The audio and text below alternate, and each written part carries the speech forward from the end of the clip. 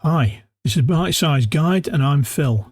We're going to get straight into this video. Now, in order to create a YouTube channel, you've got to have a YouTube account for it to go into. And to have a YouTube account, you've got to first create a Google account and a Google email. And it's that email address and password that will be your username and password on the YouTube account. So we just need to bear that in mind. So we'll get started. So we're on YouTube, www.youtube.com, and we want to go to sign in. And what we want to do, you can put an email address in if you've already got one, but we're going to create an account. We're going to create a personal use account.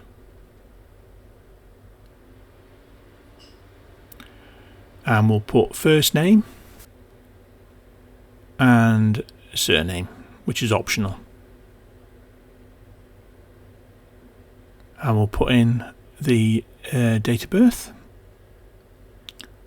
And you can choose gender, or you can choose not to say if you prefer not to.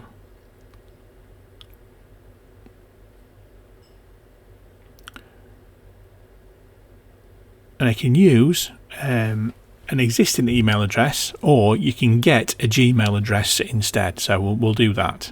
It suggests a couple based on your user. Username and surname, but we're going to create our own. And in there, we're going to put in a random email address that's got nothing to do at all with so it can't be associated. And a password.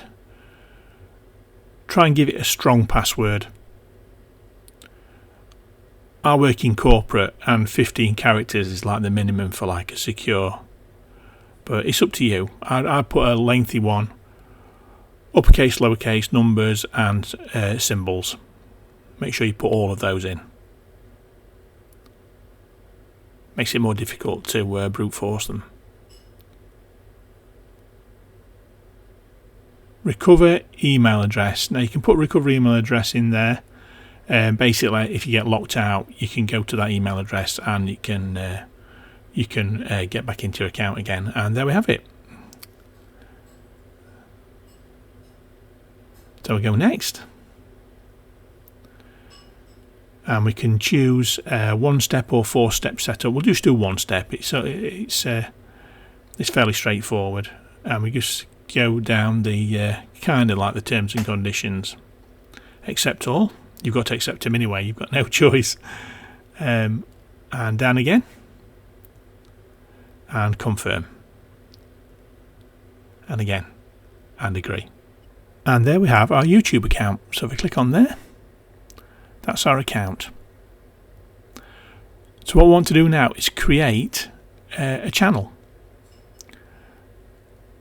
And we're going to put in a handle. A handle for your channel has got to be unique. So it's got to be something that's not been used before.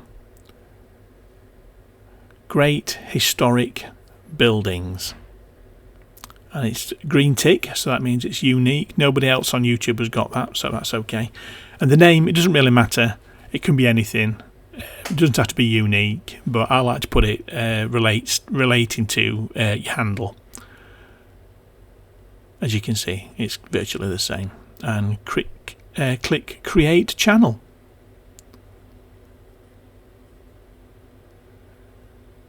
And there we have it, your first YouTube channel created. So now our YouTube account has got a YouTube channel. What we need to do now is customize the channel. And the best way to do that is to go through YouTube Studio. And to do that, you can either go up to the top right and come down to YouTube Studio. We can access it there, or on the left hand side, if we scroll down, we can access it there as well. And that's what we'll do. We'll just click on that. And that opens up the YouTube Studio page. Now, YouTube Studio is like a dashboard for your YouTube channel. It's where all the configurations, all the calculations, all the information is kept. What we need to do is go to, on the left hand side, we need to go to customization. And we're going to configure some settings. Here we have channel customization. And we're going to work down from top to bottom these individual settings. First of all is a banner image. That's like a headline for your YouTube channel when you open it up. And it's asking for a image file to go into there. I've already created a banner image. And now what I'm going to do is click on upload. And it's that one. And I'm going to open it up. Now this is the banner, customized banner art that I've created. And it's split up into different sections depending on what kind of device you're actually looking at your YouTube channel on. If you were looking at it from a television, hover over viewable on TV, that's what you see on TV. Because it's a big screen, you get to see everything. If you're looking at your YouTube channel on a computer desktop, you get that. And any other device, i.e. a tablet or a mobile phone, you'd get that smaller image. So we click Done, and that's put that in place. Second is our avatar, and it's this image, and up here as well. It's like a little label, so you can identify your channel in a list. And we're going to upload an image for that. And because it's great historic buildings, I've already created a image of a photograph that I've taken. It's just a chapel, and it will cut it to size as a circle when you upload it. So we click Done, and it puts it in there. So we've got a banner image and an avatar image. And what we have to do now for these two is to click Publish. If you don't do that, it won't save the amendments that you've done to this page. You go out of this page and come back to it, and it'll all be gone. You have to publish it, and when you publish it, it uploads it to YouTube and makes it semi-permanent. So we click on Publish, and we wait for the bottom. We'll get a notification saying it's been uploaded. We just have to wait for that. Done. Changes published. Go to channel. Now what we'll do is I'll just right click and refresh this page. As you can see, the avatar has now changed to the image that we've uploaded. And the banner takes just a little bit longer. And if we go to view channel, we'll view our channel and just do a refresh. And there it is. That's our banner. Not too bad, not too shabby. So now we'll go back to YouTube Studio and carry on down our list. We go to customization again, and we'll carry on. The next is the name of your channel. And we already set that up when we created it. Now you can change these, but you're limited to every 14 days. So the name that we've created is what we want anyway, so it's okay for us. And the handle, you can also change that. Again, it's like a 14-day wait period if you change it. But again, for us, we've already sorted that out, so we're happy with that. Pronouns. Now this actually, up to press, this is inactive. So we'll leave that for now. I'm not sure whether they're going to activate that in the future, but for us, it doesn't work at the moment. The next is a description. Now this is kind of a description for your channel. It gives people a bit of an idea as to what your channel represents or what's going to be happening on your channel. You can put quite a bit of information in there if you want to, but for just purposes of this demonstration, I've just got a few lines that I'll put in. And it says, in this channel, we travel across Britain exploring new places that have both interesting and historic architecture.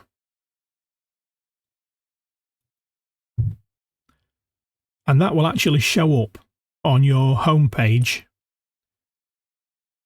In fact, what we'll do, we'll just publish that up to there.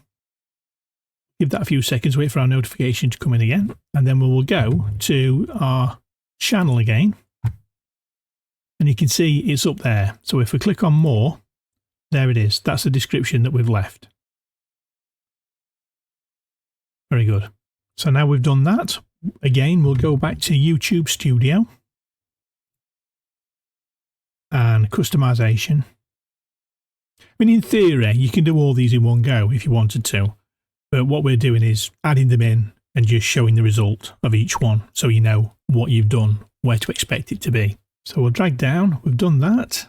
That is the URL for our YouTube channel. That's the homepage of the channel.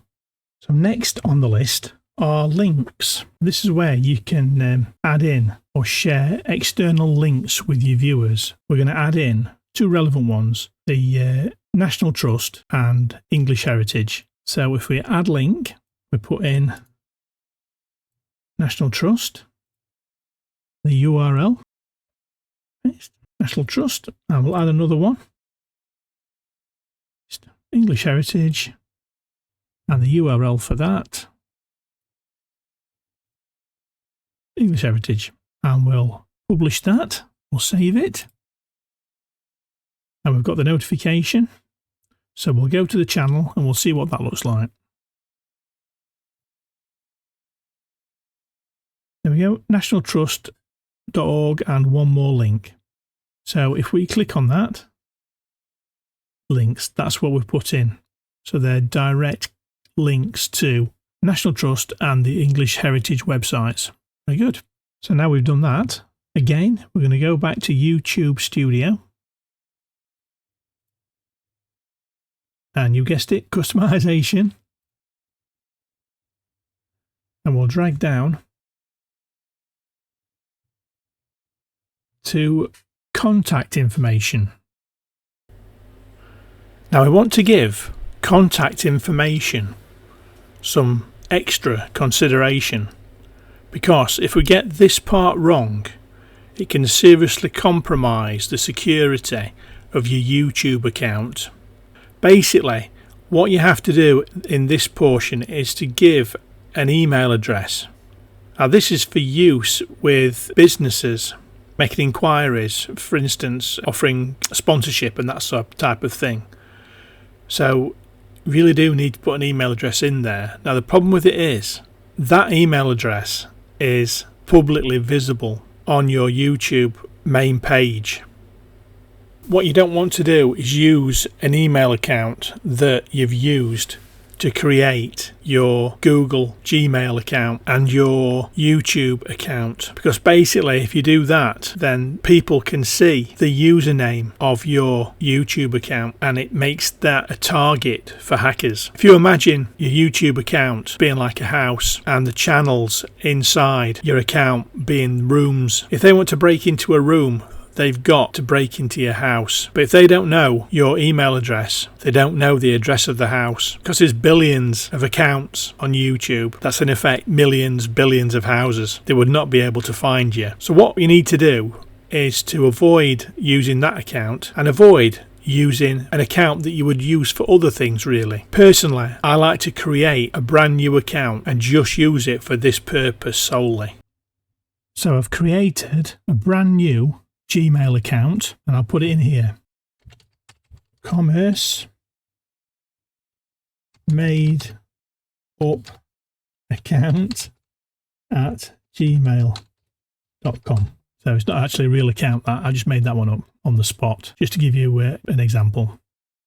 So we only use that for business inquiries. We don't use it for anything else. And just to go back, we'll do publish that. And we'll just go back to our channel again just to see where that shows up.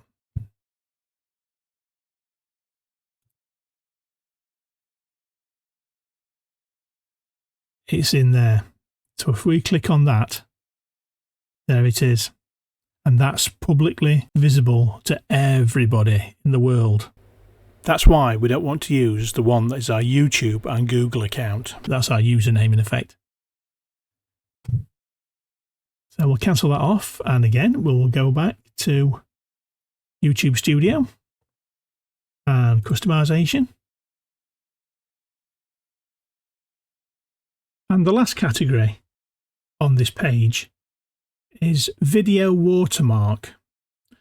I may have noticed this on other people's videos. In the bottom right hand corner you might get a little YouTube icon. If you click on that, it's a subscribe button basically. You click on it and you automatically subscribe to that channel. What it's wanting is an image to use as the icon in the corner.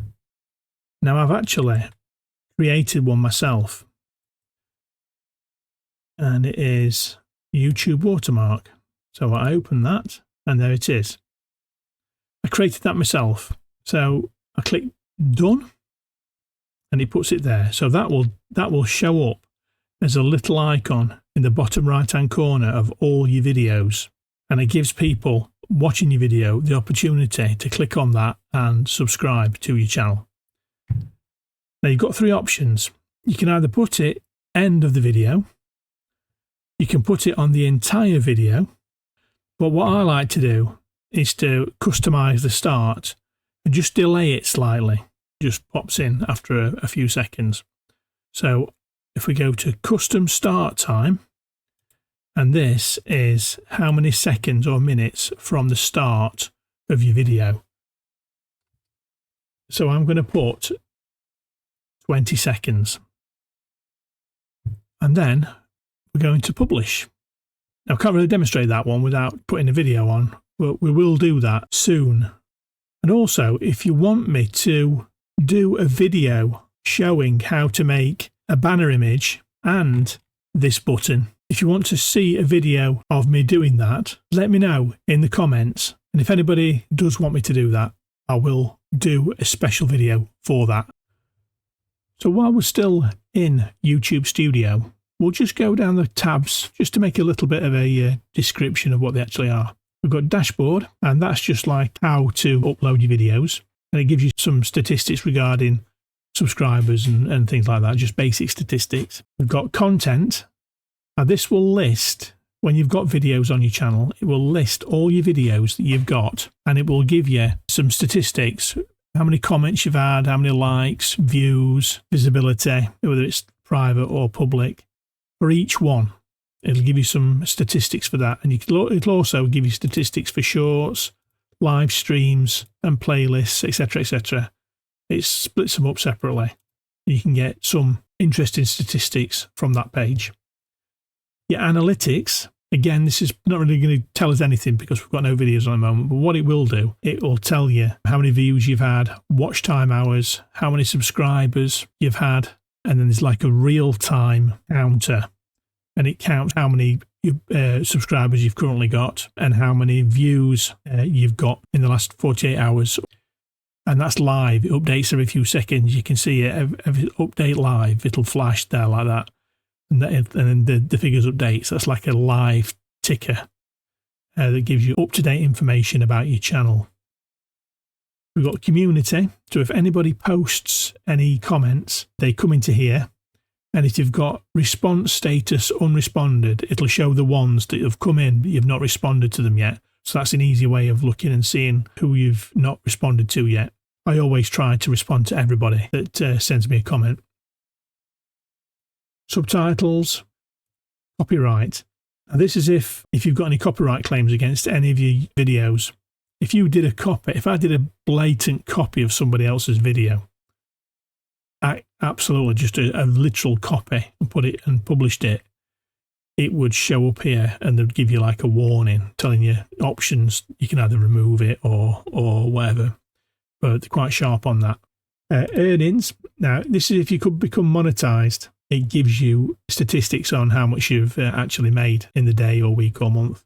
And if you're not monetized yet, what it does is it tells you how many subscribers you need and how many watch time hours you'll need and various other bits and bobs that are interesting, and kind of shows you how far away from your goal of being monetized you are. So that's quite an interesting one. Customization is what we've already done.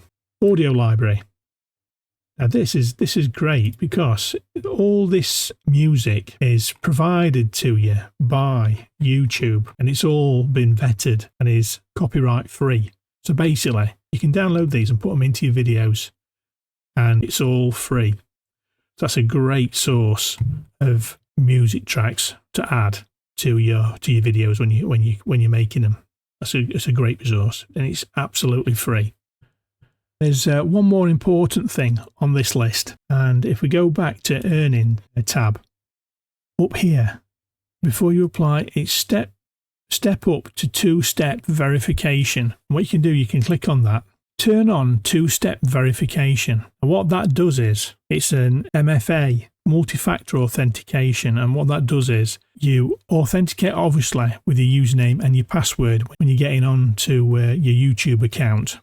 But if you've got two-step verification switched on, what it also does is sends you a link with a code to your mobile. So not only do you have to get through the password, you also have to put a verification code in that they will text you. But that makes it super secure. So not only has somebody got to know your account email address, they've also got to know your password. And then when you've done that, they've still got to confirm via your phone that it's you. So it makes it really safe. I would definitely recommend doing that. It's just peace of mind. And the last thing I'd like to show you is the settings tab at the bottom for your YouTube studio. So if you click on settings, you get this page. I'll start at the top. General, you get the choice, once you become monetized, what currency do you want to get paid in, which is a bit of a thrill.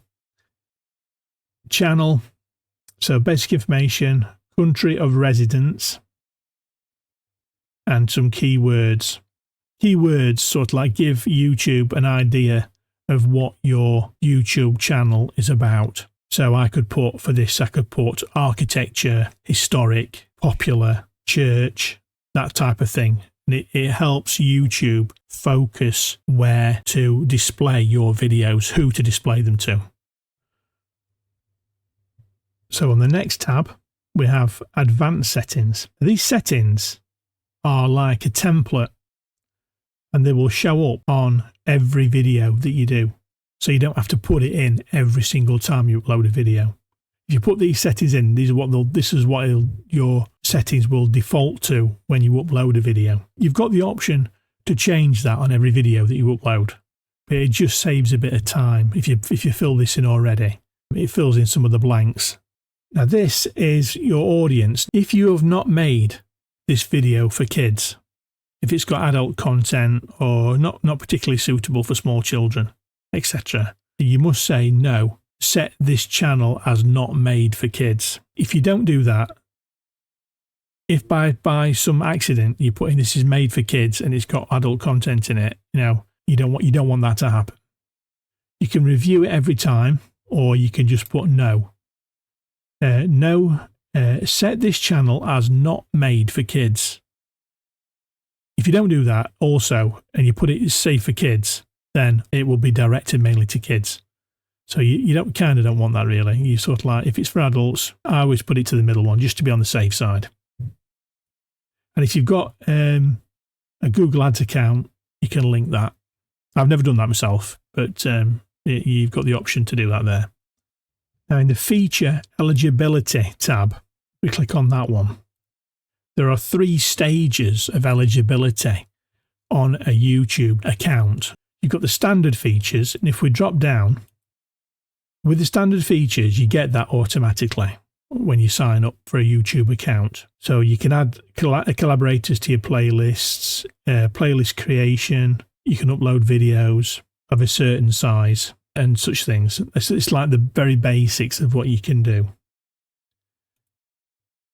Now you can go to intermediate features. So you can upload videos longer than 15 minutes. You can do live streaming.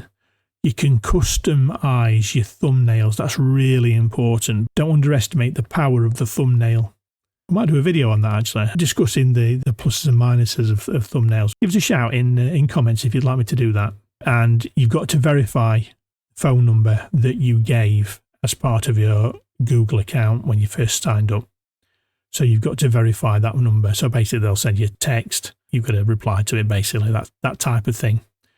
And that qualifies you for doing the verification of your phone number to these intermediate features. So you definitely want these, and you want the advanced ones as well, really. So the advanced features, what you have to do all the previous ones. So you have to verify your phone number, but then you've got to prove who you are. And I found the valid ID. I did the valid ID on mine. I uploaded a copy of my driver's license with my photo on it. That's what I did to qualify for that. It's not hard to do. You get access to all of this. You definitely, if you're going to take it seriously as a content creator, you definitely want to get the advanced features. If you can see that embedded live streams, all sorts of things. Test and compare different types of thumbnails. So if you've got 3 thumbnails, you don't know which one to use for a specific video, YouTube will test them for you and see which one of the 3 is the most popular, and it'll give you like results on that. That's really good. You can create more shorts daily. You can create more live streams, and you need that to be eligible to apply for monetization. So it really is, if you're going to take it seriously, your YouTube journey, and you want to get paid at the end of it, want to get monetized, you've got to do that. So on the next tab, we've got upload defaults. So if we click on that, basic information. So you've got the title of your video that you're uploading, and there's a description. Now this is a description of your video. You can actually put one in. If all your videos are of a similar sort of a subject, you can put something in there and it will use that on every single video that you upload. And you can just tweak it then. So you put like the general information that you want to describe your videos. You can always tweak it, each one. You can just add a little bit to it or take a bit off, or if you know what I mean. Visibility. Now this is quite an important one. You've got 3 choices. When you upload a video to YouTube, you've got 3 choices of how YouTube treats it. If you click it as public, when you upload that video, it will automatically make it available to everybody in the world to see. I don't recommend you doing that, because what I like to do is upload it with the private tab. It's only you that can see it. What you can do, you can run it in private, and then you can play it and you can see whether there are any problems with it. I've had it before where I've had audio problems, so I've been able to take it off and put it back on again. So then what you can do then, when you're happy with it, it's been running for a while, it also helps YouTube crunch it a little bit as well. It goes through, checks if there's any copyright issues on it as well, and then when you're happy with it, you can at any time change it to public, and then it will open it up to the world. So it's always good to, by default, have it as private.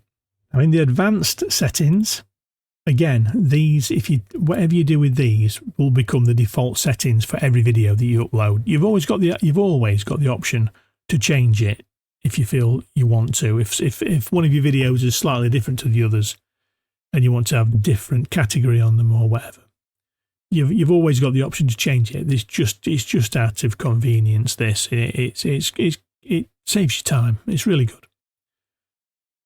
So allow automatic chapters and key moments. So basically, it'll chapterize your video wherever it can to make it easy, especially if it's a long video and people want a specific area. It kind of chapterizes them, and so the parts are easier to find. I always have that ticked. It's never been a detriment to me. Licensing, I always keep it to standard. If you look on here, content categories organize channels and videos on YouTube and help creators, advertisers and channel managers to identify with content and audiences that they wish to associate with. So basically, you can categorize your video. If you're doing like how-to videos, you can either do how-to and style, or you can do education, or if they're comedy videos, it's comedy, that sort of thing. It helps YouTube to categorize you so it knows which audience to focus your videos towards. So it's really important that you fill that in. It's like your niche, basically. Language and captions, and caption certifications. So I always put English, United Kingdom, and subtitles the same. And it will create subtitles in English automatically for you. Comments, if you want to leave them on or not, I would recommend that you leave them on, because the YouTube analytics will favour your videos if they're getting comments. If you're interacting with your audience, then the algorithm favours you. But it's a plus, and because it favours you, it's likely to present your videos to more people. Because people are interacting with your videos, it thinks, right, this video is quite popular, people are interacting, we'll show more of it. So personally, I would always keep that on. Now, moderation, it depends on how you feel. Basic, hold potentially inappropriate comments. Anything that's potentially inappropriate that people leave, it will hold those out of sight. Strict, hold a broader range of potentially inappropriate comments, and that's even more strict than the basic one. I've got mine on basic, I think. And hold all. I always have mine on basic. The next tab is permissions. Now, when you're first starting out, this probably isn't relevant, and I haven't got anybody on this other than myself. I do everything. But if your channel was to become really successful, if you were getting hundreds of thousands of views and there was a lot of revenue coming in, you can afford to pay people to do your editing and things like that. So you need to give them permission to be able to come onto your channel, have permissions to do certain things. Well, this is where you set it up for that. I've not got much experience in that. As I say, I do it all myself. So that's that page. The next tab is community moderation, content controls. Set preferences for comments, posts, and more. Comments on new videos and posts. This setting applies to new videos and posts. Existing videos and posts won't be affected. So this is only for new videos that you are uploading. You can leave the comments on. Moderation basic. Messages in your live chat. So you can police the live chat that you've got in your live streams. And if you want to put words in that you find offensive, you can add those in. And link texts. Hold comments with hashtags and URLs for review. URLs sent in live chat are already blocked. If you select this option, new comments and hashtags and URLs will be held. This setting doesn't apply to you, moderators, or approved users. Always tick that, because if you don't and somebody posts a link in your comments and somebody else clicks on it and it goes to somewhere really bad, because it's your channel, you can be held responsible for that. So always hold comments with hashtags and URLs. You don't want people leaving links in your chat to go somewhere else, because you don't know where they're going to be leading people to. So it's really essential that you tick that one. Just my opinion, but I think I'm right. Next tab, creator demographics. Now this is an interesting one. Basically, you take a survey and it asks some personal information about yourself. And I believe this is for when you visit other YouTube channels. It records not your name or your personal details, but whether you're a man or a woman, your age, that type of thing. Because if you go into your analytics, you can look and it'll tell you where the people are coming from that are watching your videos, what country they're from, if they're a man or a woman, how old they are. And I believe they get that from taking this survey. It's pretty good. I mean, it's no detriment if you fill that in, because I say you haven't got your own, it doesn't attach it to your name or anything like that, or your own YouTube account. It just lets people know that a person, like in my case, a person, male, over 50, etc., has been watching your video. And it helps you to tailor if you get a lot of people of a specific demographic that are watching your videos, your future videos, it helps you tailor that to your audience, basically. So it's kind of good. It's a good thing, that, really, in some ways. And the last one, basically, is just your terms and conditions agreement. And you can just find out what you've signed up to, basically. I've only ever read that once. Too many words for me, but there you go. I would probably recommend you read it at least once. And we'll come back to our dashboard. So that's kind of it. I think we've covered everything in YouTube Studio relating to creating a channel. I hope you found that useful and interesting, as I always say. I genuinely do. Please leave some comments.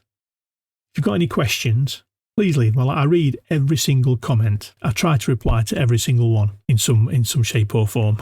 If you want me to show you how to do the YouTube banner or the little YouTube click and subscribe button, I'll show you how to do that. Just leave a comment and just ask me to do that, and I will do. And that's that. So thank you for watching. I'll see you on the next one. If you found this video useful, please give us a thumbs up and click on subscribe. And also, please leave a comment.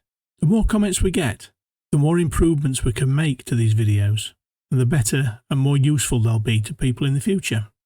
I'm Phil, and this is Bite Size Guide. Thanks very much for watching, and we'll see you next time.